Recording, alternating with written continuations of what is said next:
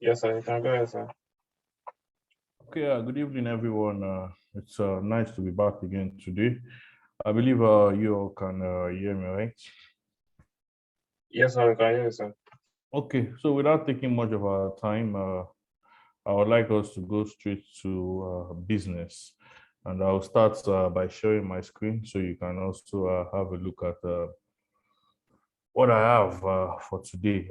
But having it in mind that today's class is not to replace any of your, you understand, your lectures and everything. You still have to do your personal studies, do some research, just trying to, guide us on one or two things about ISM.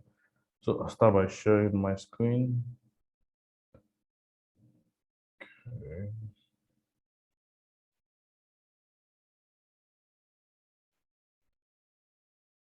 Okay. Captain Afolabi, can you please confirm you can see my screen now?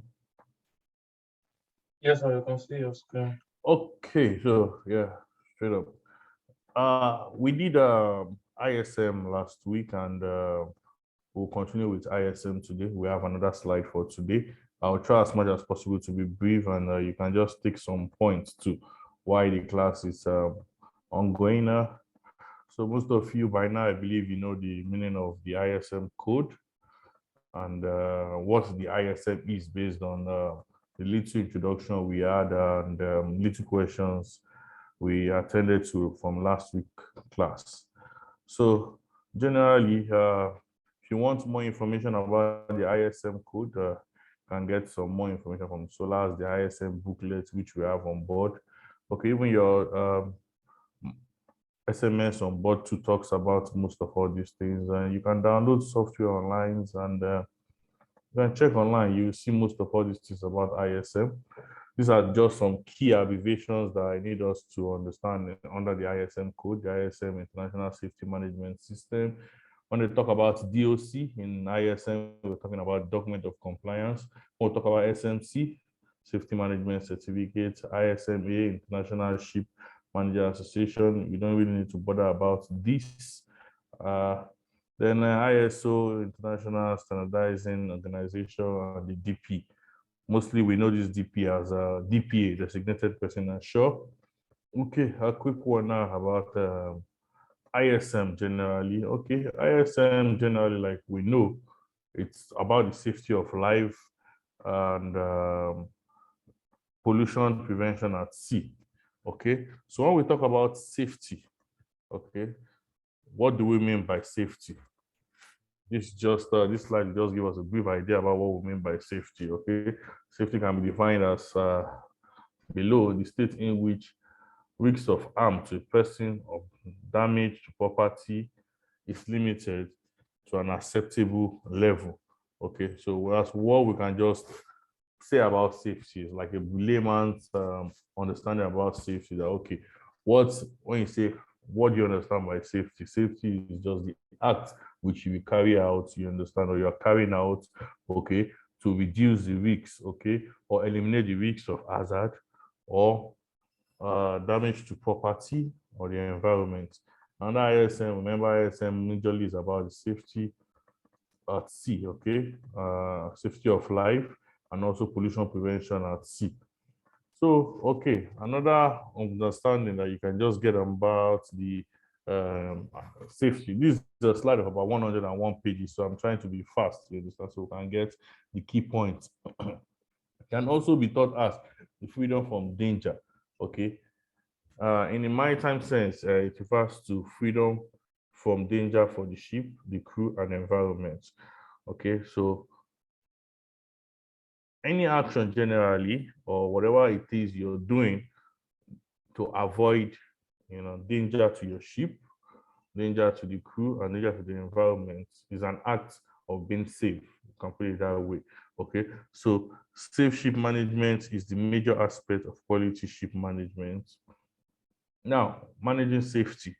Okay, it can managing safety. When we talk about managing safety, I just read through for you to just get okay.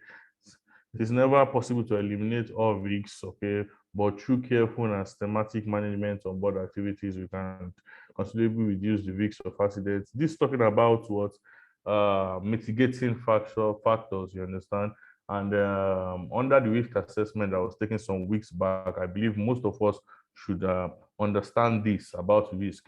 In most cases, you are not able to eliminate the risk completely. And in that situation, when the work is to be carried out, you don't just say, okay, because you can't eliminate the risks completely, you don't carry out the job. You put in mitigating factors, you put in, safety measures in place to what? Reduce that risk, okay, from like a high risk to, okay, you reduce the risk level, you understand? You reduce it so that you'll be able to carry out the job by putting in place mitigating factors, control measures, and as much as possible eliminating the risks. And what are these things we can do to, reduce risks or danger? One key thing is to follow procedures. Another is proper communication. Most importantly too is also the use of your PPE, planning and supervision of work, training, formalization, and permit to work system. You have so many other things. You understand that you can also use safety observation is another way of eliminating, also reducing risk. Toolbox stock. When you have your toolbox stock before a job, proper delegation of jobs and everything. You understand? You delegate jobs based on the experience of a particular crew and stuff like that. So those are methods you go about. I believe most of you know all these. For instance, you don't give jobs like enclosed tank entry to a cadet or to a new, let's say an OS, a first timer on board or stuff like that. You give to familiar hands. So these are ways you're putting in measures, you understand, to reduce the risk so that you don't have casualties and stuff like that on board.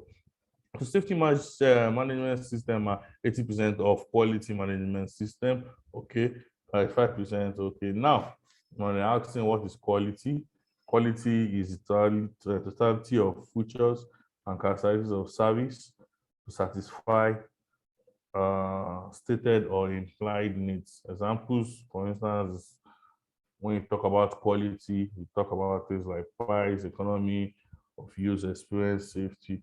Okay, so how does this affect we as a mariner? Okay, it affects us, you as crew on board have a direct impact on all of the above items, okay, and these are items that are listed above. So like I said, I'm just trying to go through everything so we get the key points. Okay, quality management system is specially designed to offer independent assurance that supply. You can read this during your, okay, when you're watching the video online and stuff like that. So I'll just go straight to this aspect, hardware versus software. Okay, hardware and software, yeah, it's just it's just a way of putting it. It's a way you can use to easily remember and plan your jobs. Okay, what has the greatest effect on safety? Now, when we talk about hardware, we'll talk about the provision of equipment. Okay, provision of equipment does not in itself make the ship safe. Okay, it merely provides the ship. It merely provides that the ship has the capability to prevent some eventualities from endangering the ship. Okay, now we now talk about the software. Software is ability of the crew to operate the ship and these equipment that are put in place. So what does this mean? They both work hand in hand.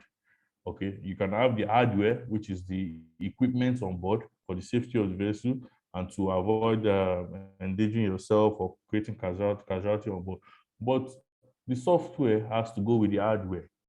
You get, because software is just like when you talk about computer and programming your software on an hardware and stuff like that. You have to program. And how do you program? You have to program yourself by going for things like training, familiarization on board. That's why we have training on board, drills on board. These are like a software program in this sense. These are making your building up your ability, you understand, to operate the ship and the equipment in a safe manner. Okay, generally, almost all of us here, there's nobody here that would say started a career and had 100%, understanding about operation of ships and everything. Even your classes, they don't teach you all this. They teach you the practical aspects. They show you some of this hardware. They try to build your software by programming you on the operation of these things. But you have to know that when you get on board, mostly with the assistance of the ISM code, okay, you now upgrade your software. You program yourself on the operation so that this hardware and this software work hand in hand to create what? to provide you a very good result. The study of casualty has shown a number of occasions the human element was a major contributing factor.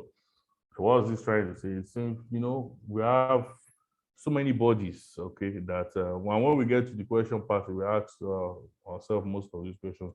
These bodies that do all this research and investigation, okay, they've studied most of these incidents and accidents that happen on board near misses, and they found out that to a large percentage, human error, creates a major, okay, creates a major concern. Human error is one of the key factors, the contributing factors that result to casualties, incidents, accidents, and stuff like that on board. And that's why, if most of you know now, you'll find out that they are trying to, some countries are already building unmanned ships and stuff like that because they believe computer can do the job much better than us, because they've studied most of all this human error, and they found that even with the implementation of ISM, implementation of so many regulations and everything, we seafarers will still create some human error, level of human error, which is very high. You understand? If most of us can just do the job as per, being safety conscious and every aspect is being followed, regulations and everything, maybe we have a safer ship, we have a safer environment, and our equipment will last longer, you understand? So talking about this generally, you just have some regulations, you just have to go through, okay?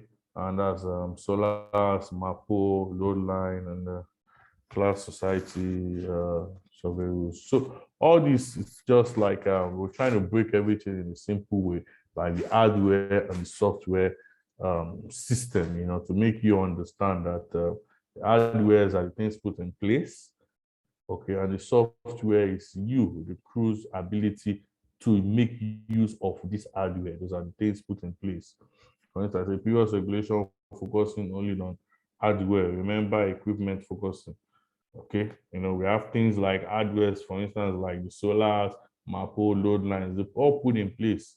You understand? But you have these SOLAS, you have everything in place as an hardware, but the software is not being used in the sense that, we are not, the software is meant to be used, to support this hardware for, like, you don't just have your SOLAS on board and expect the SOLAS to get into your head. You have to go through it personally. You understand? Read it and stuff like that. Sorry about that. Let me just keep my phone on silent. Okay. So, sorry about that.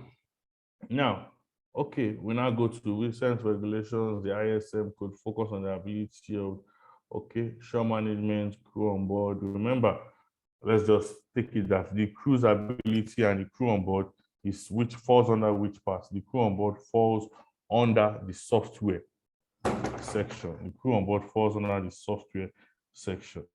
So now, to operate the ship, equipment in a safer manner with continuous regards for environment. So what point am I trying to make here? It's trying to make here that everything we're trying to do generally with regards to ISM has to do with operation of the ship, that's operating the ship, the equipment in a safe manner with continuous regards to the environment protection. So anything you're doing to operate your vessel, the equipment, you have to be safety conscious, and at the same time, you also have to protect the environment. Now, safety management, activities of shore-based organization that determines, it might be asked, for instance, now, what's the shore-based organization? What are one of their duties? Under the ISM, these are their duties. They are to provide you with safety policies, which you have on board.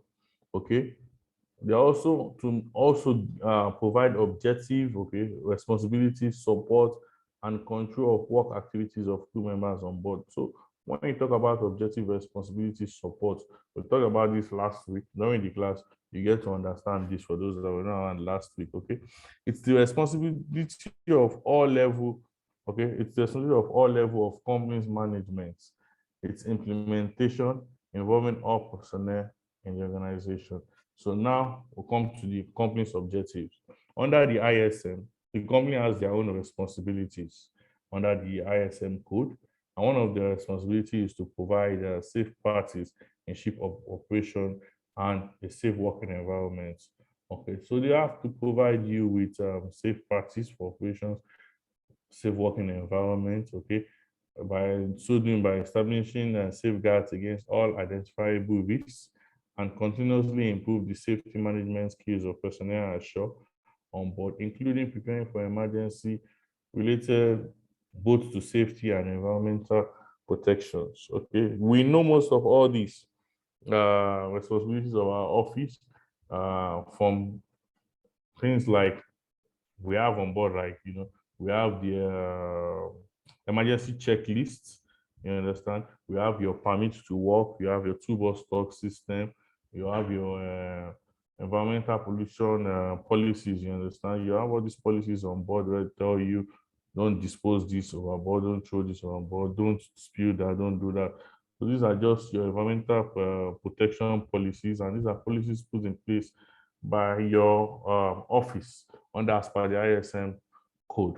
So remember, the safety management system must ensure compliance with mandatory rules and regulations. Okay, you have to have someone generally in the office that also, in addition to the captain, you guys on board, okay, also monitors the rules and the regulations, okay, but as both national and international flag states and national rules and regulations, and to make sure that the vessel is in compliance, okay. And most times under the ISM, this key person we talk about for this role is DPA, designated person ashore. But in most companies too, where depending on the size of your company, some key roles of the DPA to also assigned to other personnel. But all these guys have to report to the DPA. You understand? So you have all these measures on board generally, okay. So we have to make sure that the vessel is in compliance to the national flag state and international regulation. Okay. Then that's applicable guidelines, standard recommendations by IMO, Classification Society, and other maritime industry organizations are taken into account. Okay, so remember your DPA also, with regards to you, the crew on board, you have to make sure that you guys are all in compliance, you understand? So all these regulations, you understand? Make sure you're all in compliance to all these regulations. So why do we have a system in place? Why do we have a system in place? Because most accidents occur due to violation of basic safety principle. Like I said earlier, based on what we went through, you see that most of the accident that happens from sea, and it's related to human errors, you understand? Okay, they found that we human are one of the key factors, key people that really need to, you understand so many things about this marine safety, because we are one of the set of people that violate it. Violate so many of these basic principles, basic regulations, procedures, policies put in place. And when you violate all these, gradually, it might not happen immediately, but gradually, it becomes, you understand, a big situation. It can create incidents, accident, near miss, casualty. So when you violate your company's policy that says maybe your PPE matrix, you must have matrix, okay, that says, oh, use this when working on deck at all time, you keep clear from your snapback zones and stuff like that. But you have this, you don't follow it, and during mooring, you disregard snapback zones and stuff like that, God forbid, or anything happens, the line parts, that's a casualty. Maybe you're working on deck, you're not using your PPE, your eye goggles, you understand, and you're doing maybe a chipping or something. You could have particles into your eyes, and from there result to damage to your eyes. So most times we violate all these basic safety principles put in place, and that is why we have the ISM code and the safety management system reminding us regularly with, how do they remind us? By internal audits, training, crew training, all these your safety training courses and everything. They are all to remind you. That's why you go to your mandatories, you do drills on board, they tell you come back for 5-year training, come back for this, come back for this, all to remind you about safety. Another is the failure to follow established work instructions or procedures. Certain procedures are in place for us, but we don't follow it. That's the truth. Let's be honest and say we don't follow it. And these are one of the reasons why we have issues, accidents and stuff like that. So we need to understand that the ISM is in place because of this, because we are used to violating basic safety principles. We are used to failure. We are used to not following procedures. We are used to it, okay? Another is due to lack of proper training or familiarization.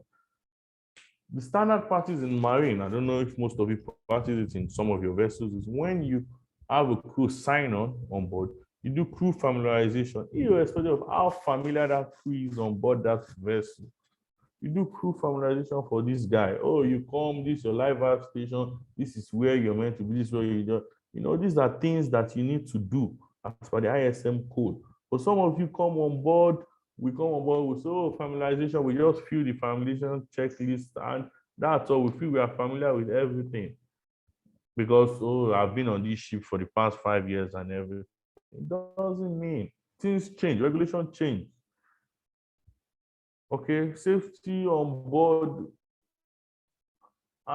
We have things that, in terms of safety, certain things are upgraded, some are downgraded, certain things there are revisions, there are reviews carried out. That's why you have to carry out your crew familiarization. You have to carry out proper training for your crew. When the crew comes on board, you do proper training during your drills, you do proper training when operating any of your LSA, your FFA. Some of you during your drills and stuff like that, you don't even some of you don't even line up fire lines or anything. You don't even operate it, you just simulate everything. And there's a usual saying most of us do, we say tabletop drill, tabletop drill.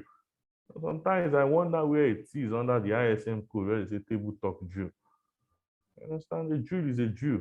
A drill is a drill. When you're unable to carry out a drill, then you simulate the drill. Okay, so that's just by the way anyway.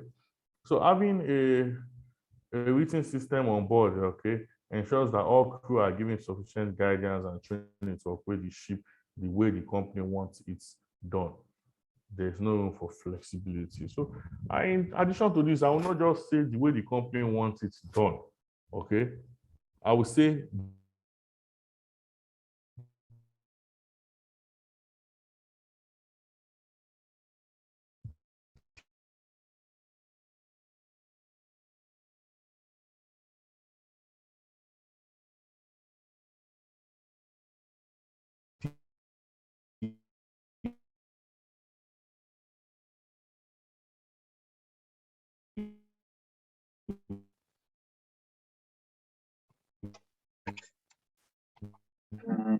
I'm not sure what's going on there with Captain Tolu. I think he's struggling. But can anybody hear me from here? Yeah, I can hear you. Yeah, I'm just gonna Loud and clear. Yeah, I'm just gonna try and assist till it joins as well. But from the little that you have discussed, can anybody try and give me why is it the ISM is developed?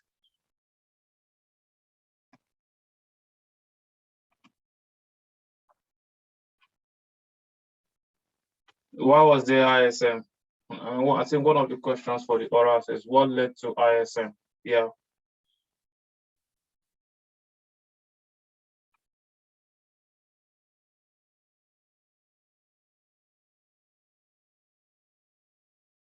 Anyone? Umar, Peter, come in. What led to ISM? Captain, can you hear me? Yeah, so I can hear you. So I think we lost it. But meanwhile, we're just trying to ask what led to ISM. Umar, help us here.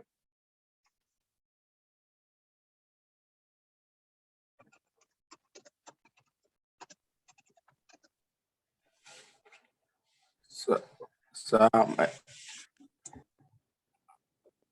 can you hear me? Loud and clear. So actually, please can you ask another person? I am not sure of my answers. I am not sure of my answers because I was not here last week. Oh, okay. My network was bad last week. So Okay. I think let me not say things I'll that pass I'm it not sure. over to Captain Tolu to pick another person. Captain Tolu, the question I'm just trying to ask you before when you cut out was, what triggered the need for ISM on ships. So over to you, sir.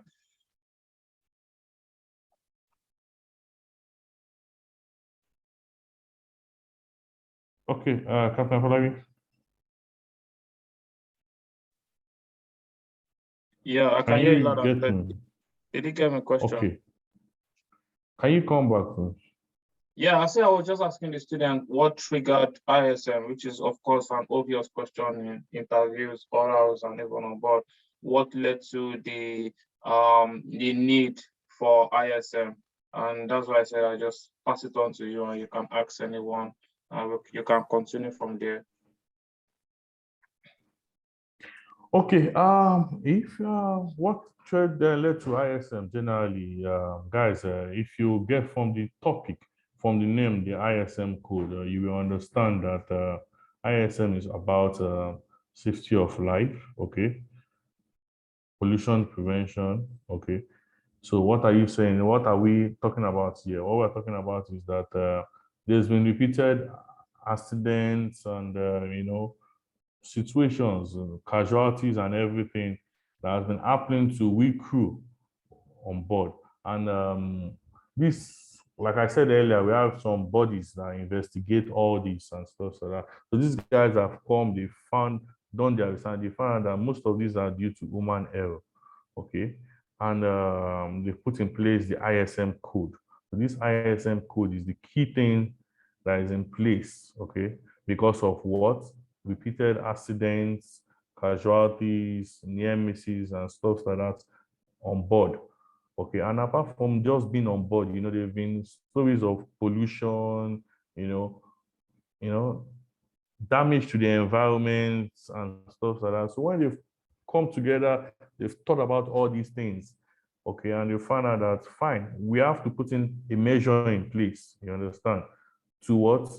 To eliminate this. And if you cannot eliminate this, you have to reduce the risk as much as possible and also consider the safety of guys going on board, consider the safety of the equipment they are working with, and also, environmental protection. So the key things here are just your equipment, casualties to human being, and environmental protections. Those are the things that were breached that now brought about or the ISM code. So let me quickly go back to the slide and just take it off from there. Sorry about the network that occurred. So I was talking generally about the introduction, but due to time, I will just go straight up to the ISM itself, which is the main thing that we are all here for. And that will take me straight to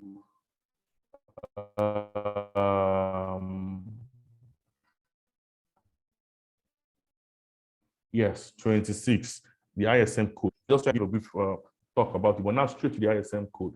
Now the ISM code, International Management Code for Safe Operation of Ship and Pollution Prevention, which most of us know as the ISM code. What's its aim generally? Okay, so when we go through this slide and everything, we should be able to understand, okay, at the end of this section, these main things, be able to understand the objective, okay, purpose, intent of the ISM code, okay, and I have an insight, okay, into the history, relevant dates, and should understand the ISM code, be able to translate it to your operation manual on board, and understand the ISM certification. Hopefully by the end of this class and everything, we should be able to understand this. Now, the ISM code, what is it?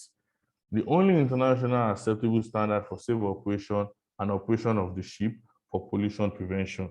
So like someone asked earlier, okay, this what generally, there was a breach in these key items. There was a breach in the safe operation of the vessel, operation of the ship, ship management, and there was repeated, pollution. So they have to put in place measures. Okay, have to put in place. Have it in mind that when we talk about pollution, we also have the MAPO section of pollution, but this is just the general pollution we're talking about here.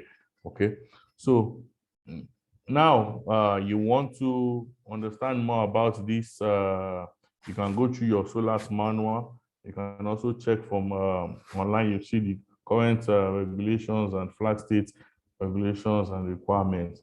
Now we're talking about ISM. The key thing under ISM are the objectives. Someone asks you, what is the objective of this ISM? Like somebody asked in the question earlier that, okay, what brought about this ISM? You know, what are the things that happen? Okay, so the objective is to ensure the safety at sea, the safety for every one of us that goes to sea. Another objective is to what is the prevention of human injury and loss of life. Okay, then another is the prevention of damage to the environment, particularly the marine environment and to the property.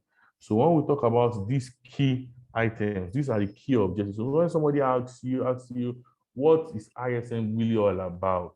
Or what do you, this ISM we are preaching on board, what does it entail? It's just about the safety at sea, that's you and I safety at sea, okay? It's also about the prevention of human injury, there's a casualties, loss of life, and also what to prevent damage to the environment. Now, what are the purposes of this ISM?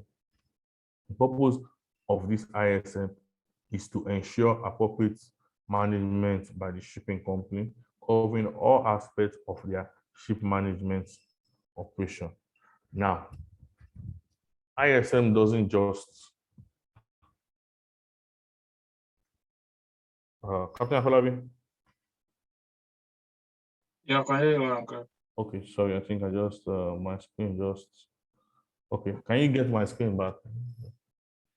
Okay, now covering all aspects of their shipping.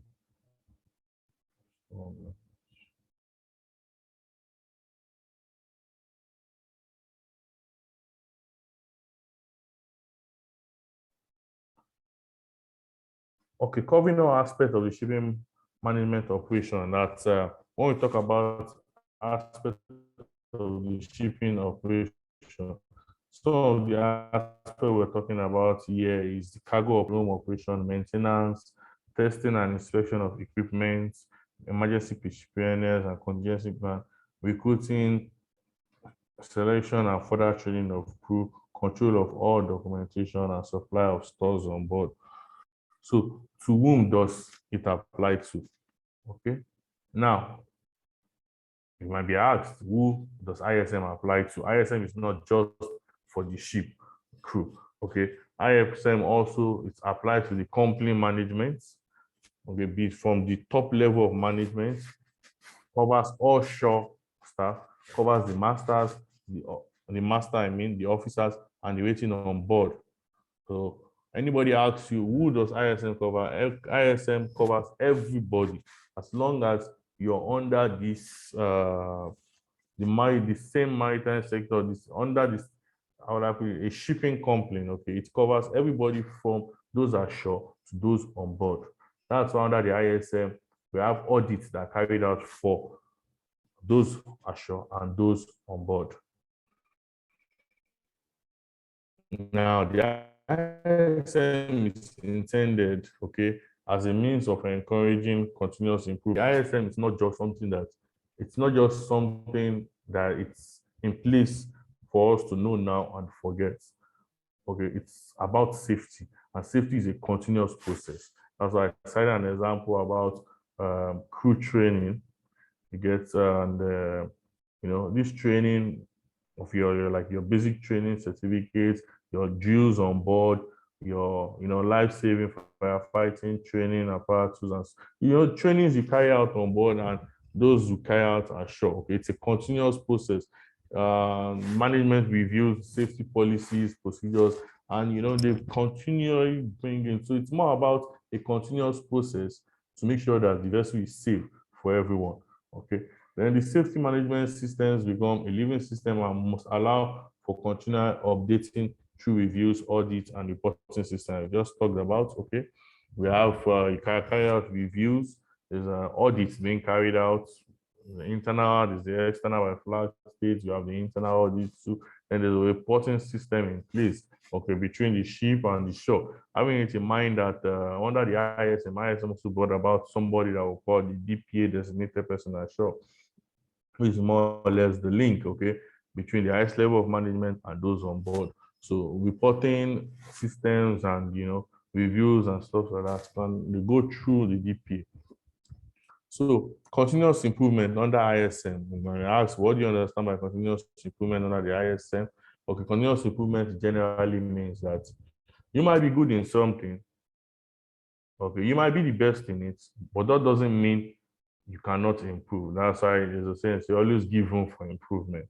So that's like the ISM generally. When you say give room for improvement, that's like where the ISM comes in. Okay, the ISM is this continuous improvement. That's why I said earlier, you have to ensure that, okay, you are updated in terms of the national flag state and international regulations. So you understand? And then continuous improvement also goes in place of things like training of your crew, okay, updating your certificates, review of policies, you understand? Then company also putting in place more safety measures and more measures in place to make sure that your work environment is safe, okay, and it's conducive for us to work. Okay, now, so generally, as it just says here, as in life, we are always striving to make things better. The management system requires the company to learn from past experience and take steps to prevent reoccurrence. Okay, be open to suggestions for improvement in your work and look for ways to improve safety on board and report them. Another way of improving safety on board, you have your observation cards and stuff like that. You use them to, you know, you write an observation, be it a good observation or an observation that requires action, you know, then management, those on board, senior officers sit down to review this, and stop the work, call the guys involved in the you know, observations, and you know, you brief them, you kind of improve the safety generally. Okay, so now these are just some history. You can just go through this at your leisure time. Okay, just some history about the ISM, one or two past dates with regards to some resolutions and stuff like that. So majorly the relevant date for us to know is that ISM adopted into Solans in 1994. Okay, it's mandatory for passenger ships, including high-speed craft, tankers, bulk carriers, high-speed craft carrying cargo of 500 gross tonnage or over. Okay, that's from 1st July 1998, and it's mandatory for all cargo ship and self-propelled mobile short unit of 500 gross tonnage and over on 1st of July 2002. We also in mind that from this period, if you are on cargo vessels, okay, and you have over 500 gross tonnage, the SOLAS ISM applies to you. Now, this ISM has brought about so many manuals. You know, under the ISM, you have your safety manuals and stuff like that. So now there's a section, someone asks you why the manuals stroke electronic system. The ISM gives guidance only. It does not tell the company how to operate their ship. Okay, that's one key thing you have to know to comply. The company, using its specialized knowledge and experience, has written their own safety or quality management manual for their fleet. These manuals cover all aspects of shipboard operation and shore base. They clearly define the way the ship has to be operated. Now, your safety management system, your SMS manual that we all call it, that you have on board, okay? It contains some key points which all of us know. And those are, one of them are the shipboard operations, okay? One of them are like we'll talk about emergency preparedness. One of them is like the permits. One of them is, training. One of them is minimum documentations and minimum certificate for a crew for a certain position and stuff like that. So those are the things that are covered by the ISM manual. But I need you to understand that the ISM manual, ISM code, okay, it gives guidance only. It doesn't tell the company how to operate the ship, okay? And what does this mean? It's not like telling you you have to operate your ship this way or the other, but it's telling you some of the minimum requirements. It says, okay, you have to have a measure in place for emergency preparedness. It's just telling the company, have a measure in place. It's not going to tell the company what measure to put in place. It's now for you as a company, okay, to use your own experience, your knowledge based on the key guys you have in your management system, okay, now to develop a safety management SMS manual that will entail those objectives of ISM, okay, those key requirements of ISM. That's maybe by one of the ways is by having your safety drills. You know, you have your drill matrix, you have your safety meetings requirements, you have all these emergency preparedness, shipboard procedures, and everything in place. So that's what is required of a company under the ISM code to have all these in place. Now, this is just okay. Other companies' manual may look different. Yes, on my ship and your ship might have different manual, okay, but they all have to meet the requirement of ISM. That's the most important, okay. Once implemented, onshore and on board, the system is audited for compliance with ISM. So after the company has developed this manual, the company sends it to the flag state, okay. The flag state goes through it, then they do what? Audit it and stuff like that. Then if it's okay and it meets the requirements, then they go about the necessary procedures of going through their audits and everything. Once the flag state is okay with it and they are okay with your compliance level, they issue you a DOC, that's for the office. Now, talking about the ISM certification, okay, the ship management company is issued a DOC, that's a document of compliance that confirms that their management complies with the ISM requirement. Remember, the document of compliance is certificate, okay, it's issued only towards the ship management company, not to the ship, but the ship management company, that the company is in compliance with the ISM requirements. Then for the ship, okay, each ship is now audited. After all this is being audited and stuff, so everything is in compliance. The ship is issued a safety management certificate to confirm that the ship complies with the company's safety management system. Remember, the DOC is it confirms that the company or the management complies with ISM, but the SMC confirms that the ship complies with the company's management system. So have that in mind. Remember, both certificates are valid for 5 years, subject to renewal. The DOC, you have the annual renewals, annual audits carried out, and the SMC, we have something they call the anniversary, the second and third year anniversary. We'll get to that. So all seafarers must be aware that without a valid SMC, your ship will not be allowed to trade. As long as your vessel meets the requirements of a cargo ship greater than 500 gross tonnage, once you don't have a valid SMC, your ship will not be allowed to sail. It's a major non-conformity. Okay, your SMC is one of your key certificates. Okay, I talk about key certificates. All certificates are very important, but when you talk about some key certificates in this maritime, you talk about certificates like ISM, which is the SMC for ship. You talk about ISPS, you talk about MLC. Okay, so a ship that cannot sail does not need a crew. That's the truth, because what? Jobs will be put at risk.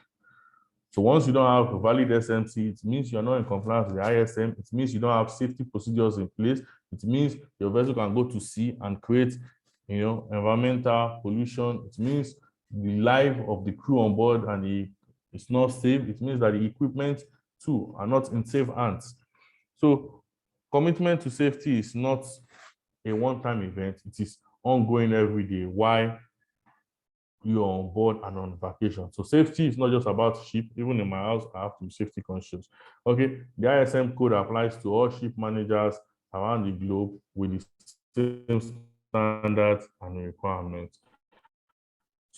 So what are the benefits? What do you stand to gain for all stuff? Okay, significant savings in efficiency, productivities, insurance, and increase in profit, less exposure to critical liability claim in the event of major casualties, avoidance of duplication and waste of efforts, continuous improvements of the ship, and therefore company's performance, improvement in morale throughout the company. So what I'm talking about in this aspect more or less falls under it's like, what do we as the crew and the management tend to gain, okay, if this ISM policy, ISM code and the measures in place are being followed, okay? It means more or less the safety awareness program for all crew. It means there's significant savings in efficiency, productivities, insurance, and an increase in profits. Because when you don't have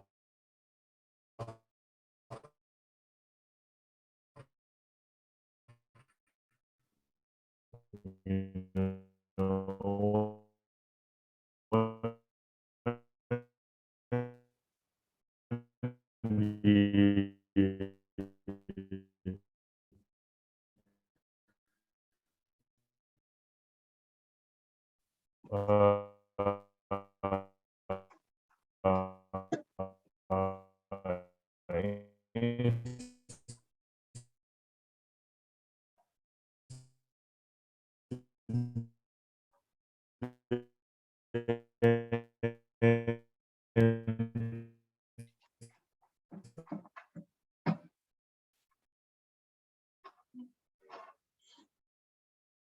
Yeah, I think we've lost out on on Captain Tolu again.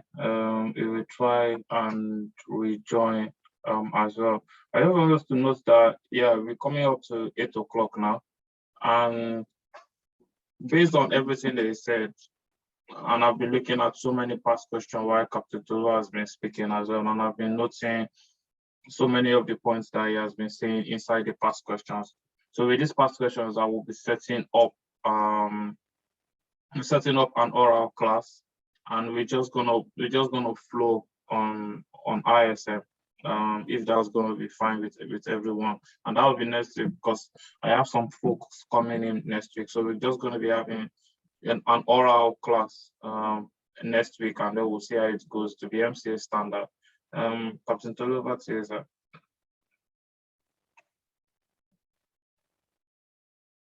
Okay, sorry once again. I don't know. I think the internet is having some issues. From my side, yeah, I'm really sorry about that. You know, that's the way the country is sometimes. So I'll just I'll just share one or two things, and so I was talking about you asked,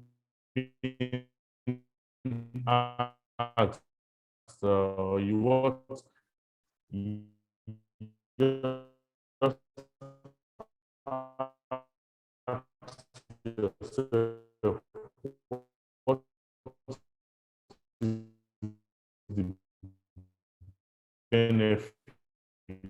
So what are the advantages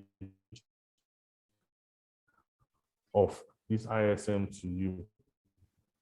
The advantage of this ISM to you is that there's a reduction in okay, of cost, accident, then there's a adding of proper natural our nature and of our natural nature and environment, then formal control of the system and of non-conference marketing aid and international acceptance of common standard.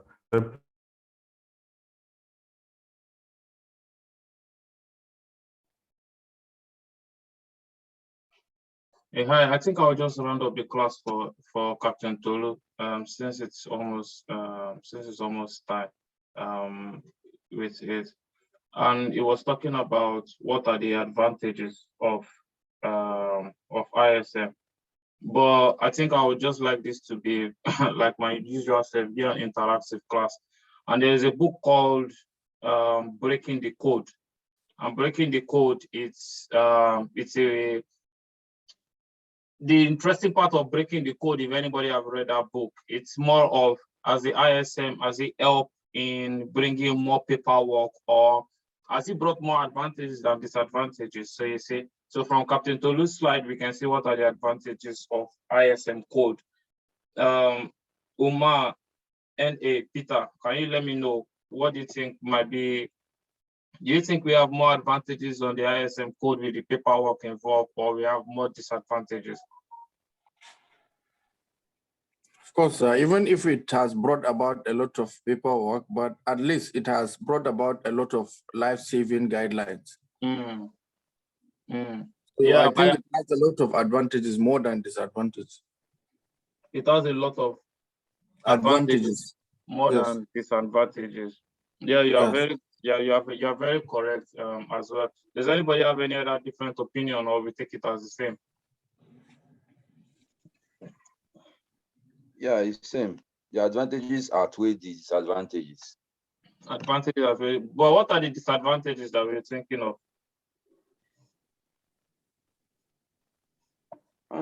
Like time consuming, if you talk about the time consuming, but when you look at what you gain for doing those plenty paperwork, you know that the time spent on those paperwork really does not really matter, because you gain more, despite you have to do a lot of paper jobs, fill a lot of forms, go here and there. But when you look at what you gain, you know that time spent on those things does not really matter. You gain more from it. I think that's the good one, to be honest. But I think it's also more of what's the purpose of us doing this stuff.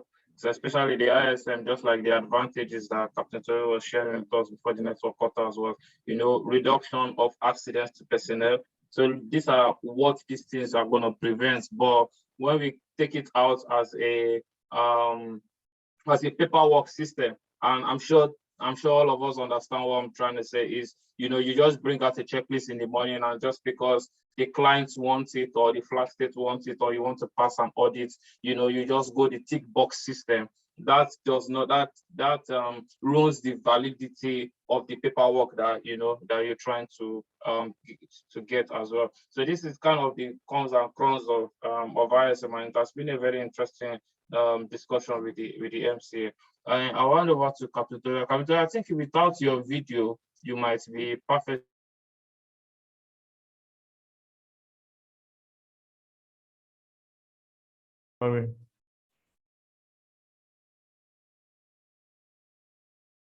Yeah, Captain Falabi, can you hear me? Yeah, I can hear you. I think maybe without your video, you might be perfectly fine. Yeah, so I'm taking out the video here. Okay, guys, sorry about that. It's just a network issue on my side here. Okay, so in addition to what Captain Falabi just said, you need to understand that the ISM, it's really playing a very key role in terms of safety, pollution prevention, and safe operation of the vessel. Okay, now we have a part 2, which is during this section. Part 2 we talk about okay, I think okay, let me just go to my next slide. Okay.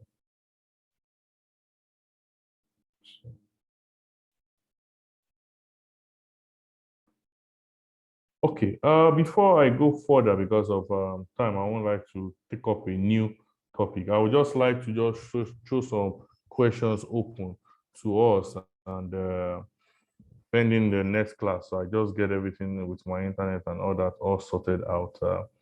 I need somebody to just tell me if you're being asked generally that as on regards to ISM, that what are the objectives of the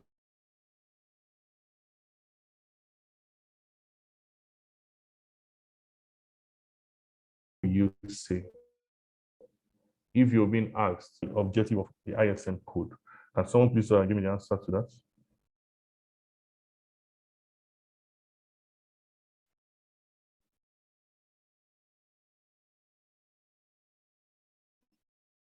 Is anybody there? Yeah, the objective of the ISM is helps in safety at sea, prevention of human injury, and also the prevention of damage to the environment, prevention of damage to the environment. Yeah, that's the objective. I Okay. think Is there any other? the number one objective of the ISM is safety. Okay. Okay, so anybody want to add anything to that?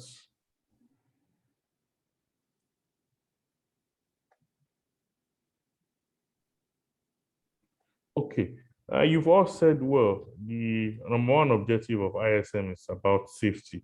But when you talk about safety generally, it's like you're just picking out the topic, which is ISM, and you're just answering with regards to that. But I need you to understand that ISM is not just only about safety, okay?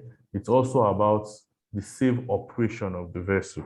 So when you talk about the safety, you're also talking about the operation of the vessel, okay? And generally, when you talk about operation of vessel, what I mean is that it covers operation of vessel, but now it has to be in a safe manner.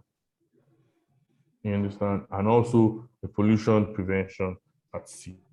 Okay, so that was good. Can somebody tell me what you understand by DPA? DPA.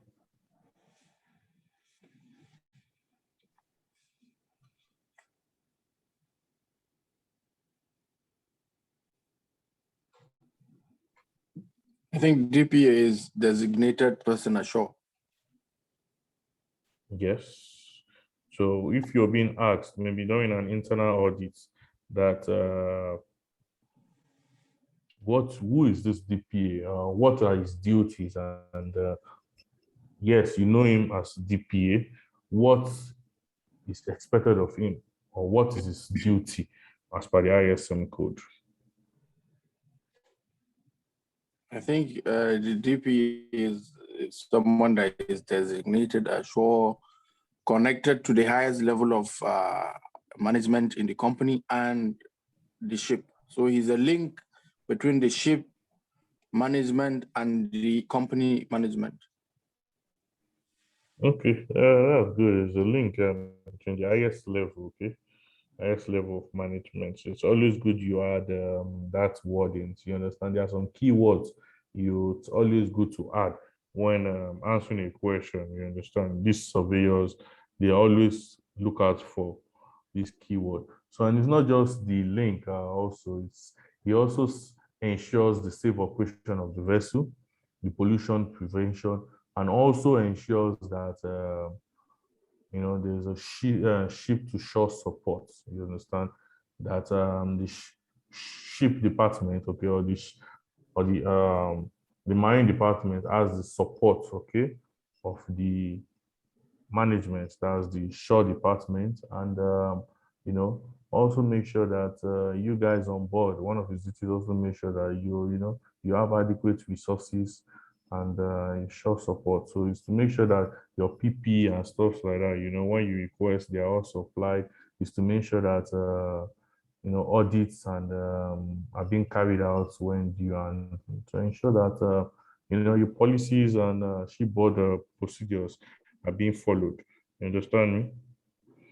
Now, what certificate is issued to the complaint when in compliance? Can somebody just assist me with that? What certificate is issued to the complaint when in compliance to the ISM code? Document of compliance. Okay, and its validity? 5 years. Okay. Subject to? Renewal. To what interval? And annual.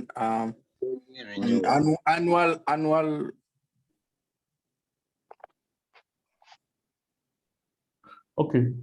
Maybe when we get to the oral section, there's some things that me personally I like to do, but it's something you should only do when you are sure. When you are sure, don't try it. Okay, for an exam now. Some of us call it like ITK, but sometimes it's also a way of proving to the examiner you know what you're saying. For instance, the examiner asks you a question like, okay, what certificate is issued to the company, or what do you understand? Or, he asks you, can you just give me a brief understanding of the certificate issued to a company? You understand? When you tell him, oh, the document of compliance is issued to the company, and you see it goes ahead with, okay, validity, how long is it valid, I expect, for instance, that's my own take. Right? So when you tell me, oh, it's valid for 5 years, I expect you to tell me what it's subject to in terms of the audit. Oh, subject to annual audits and this and that. You get, don't just tell me, oh, 5 years. Then you expect me to ask you subject to what again? Sometimes, you give your answer in a more professional way to prove to the surveyor that you actually know what you're talking about. But like I said, this only applies when you are sure of your answer. When you're not sure, don't dig, don't dig, how will I put it? Don't dig a grave for yourself when you're not sure about it. Okay, so what about the SMC? What do you understand by the SMC? Safety Management Certificate. Can someone help me with that?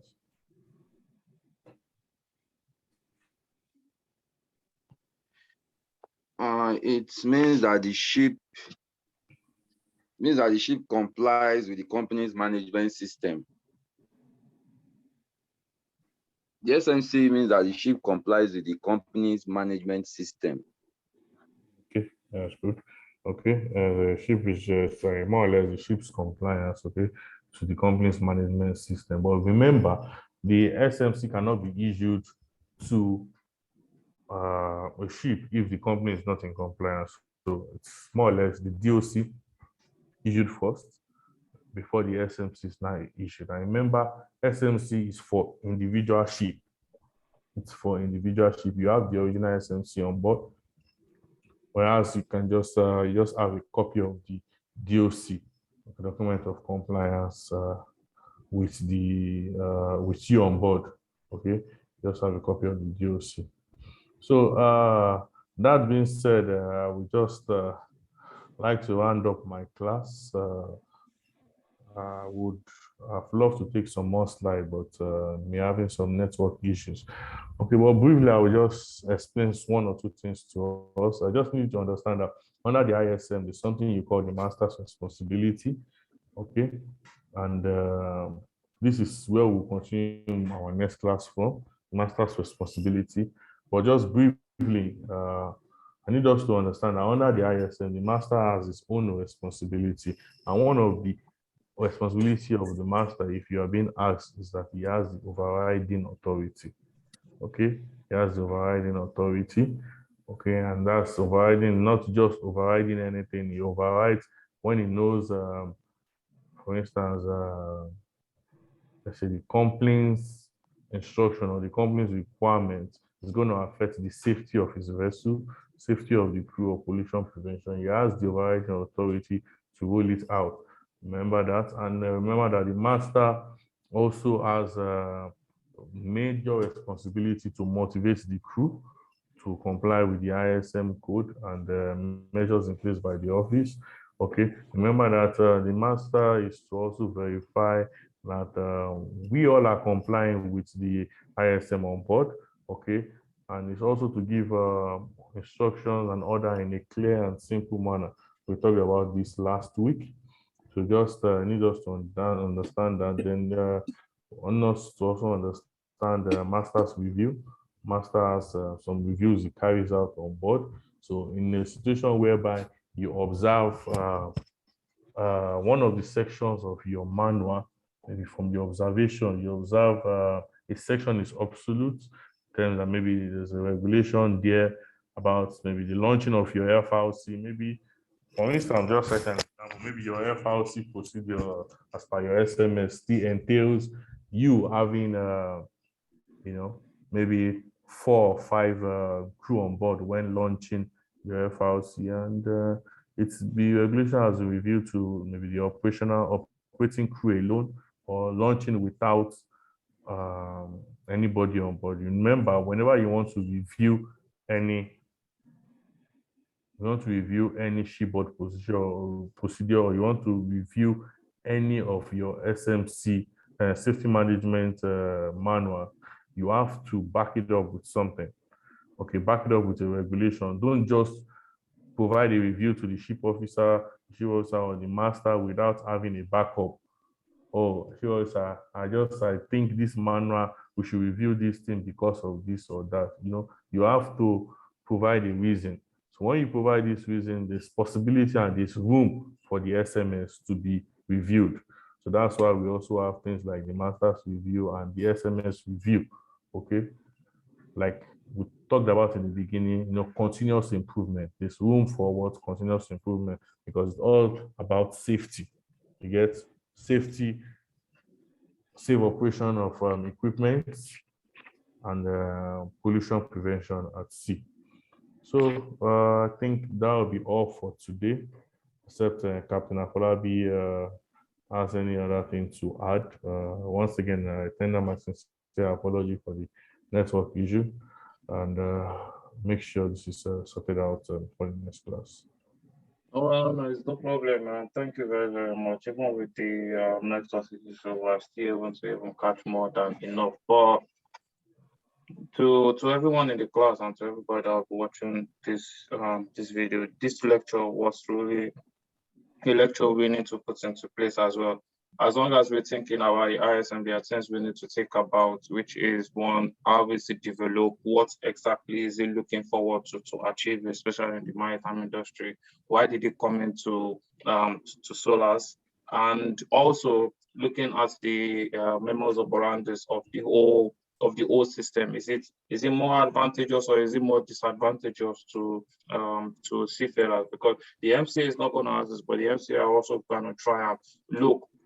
Not only MCA, but of course, other examiners are also trying to look, do you have a mental understanding about what the ISM is trying to propel you to do, which is more of what Captain Tolu has talked about today, safety of life, safety of the marine environment, safety of life, safety of the marine environment, and safety of marine properties, that's of vessels and stuff like that. So we all need to get that mental, and anything that we're doing on board, as long as it's got safety, we just got to put procedures into it. Next week, I would just like us to have a quiz and oral class on this ISM, and let's try and really bisect it. So I'll be coming with oral standard questions on questions that are thick, are soft, hard or easy, that the oral examiners has asked, but just on ISM to round up the ISM class. But thanks, Captain Tolu, and thanks for really coming out again to share with us. And Umar, Peter, thanks a lot, and I hope you guys were able to catch as much as you can today correctly. All right, then that will be till next week. We'll see you next week, and like I said, to be on more of a quiz and an oral class, and I'll be sharing the slide on the questions that they normally ask on ISM, not only in exams but also in interview, and also it also helps also in our professional life. So with that, I'll say thank you very much. Sorry for taking much of your time, and then we'll see you next week. Okay, sir. Thank you very much. Bye-bye. Thanks, Captain Tolu, and Peter, Umar. Thank you. Bye-bye. Yeah.